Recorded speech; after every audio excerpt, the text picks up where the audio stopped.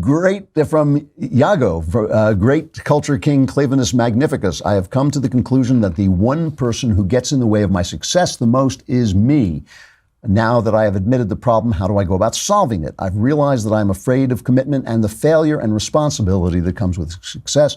Any advice on how to overcome these internal obstacles and gain the self-confidence I lack? This is kind of goes back to what I was saying to the father with the baby. If there's only one thing, this is really important. You can either have problems or you can be your problems. If you observe people closely, and I've had a lot of time now to observe people, decades of time to observe people, most people are their problems. And those few people who really move forward have problems because we're all God's children. We all have problems, right? So let me see if I can give you an example of what I mean. Let's say you hate somebody at work, okay? And you're sitting around and I hate that guy. I hate that guy at work. And you're miserable and you're angry and all this.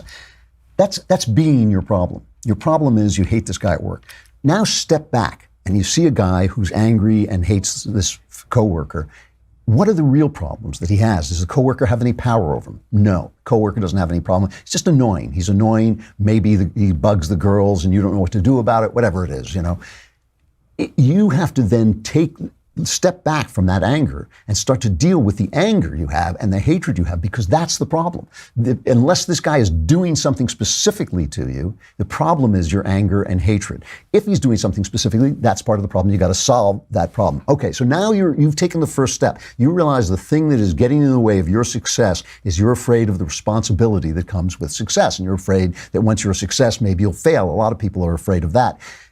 So now now you want to start to construct bit by bit a guy who has those emotions, but is not acting on those emotions. So start with something small. You might even start with something that has nothing to do with your life, like something athletic, like jogging 5 miles, jog a mile, and then go up to jogging 5 miles. So you learn what it is to succeed, what it is to beat each obstacle, what it is to overcome obstacles and go forward. Or you might want to do it in your career. Say, well, what's the next obstacle I'm facing? What is the next obstacle I'm facing? How did I make mistakes because of my fear last time? You have the problem, but you don't have to be the problem.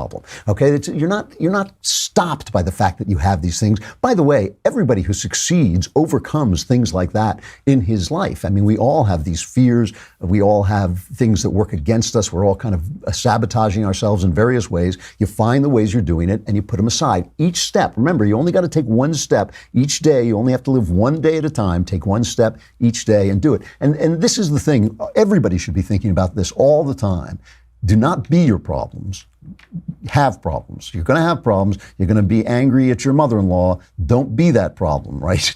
Don't pick on people. Don't hurt people because of the way you feel about them. Feel differently. Back off. It's just an emotion. Emotions are just things that go through you.